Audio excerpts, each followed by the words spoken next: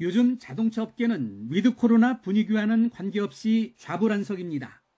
반도체 공급 문제와 우크라이나 사태에 더해서 중국의 코로나 봉쇄 중치로 수출입 제한과 물류난이 가중됐기 때문입니다. 1라인이라고 하는 데를 절반 수준의 지금 가동을 이번 달에 하고 있다. 중국발 물류 차질은 국내에 어느 정도 영향을 미칠까? 수입품의 통관 의존도를 살펴봤습니다.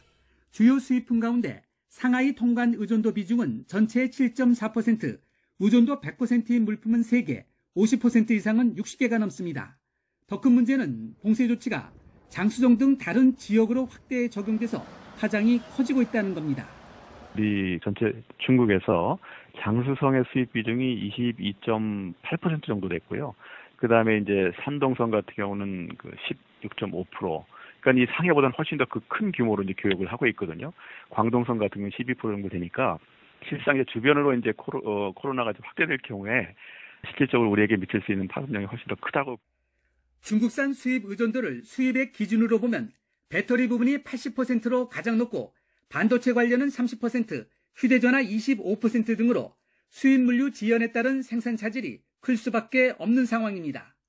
일반적으로 전기전자 부품은 그러니까 첨단 기술 쪽이 좀 들어간 거라서 이제 선진국으로부터 수입이 많을 거다 생각했는데 거의 중국이 90%예요. 중국은 상하이항 가동에 별 문제가 없다고 거듭 강조하고 있지만 중국의 하늘과 바다, 땅 곳곳에서는 물류 병목 현상이 심화하고 있습니다. 코로나 확산을 막는다는 명분 아래 검역 절차를 까다롭게 적용하면서 물류 시간이 평소와 비교해서 2~3배 이상 걸리는 것으로 알려졌습니다. 국내 기업의 원자재 재고는 줄고 수입 다변화는 당장 쉽지 않은 상태.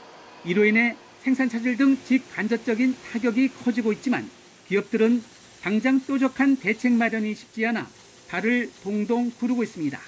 YTN 김상호입니다.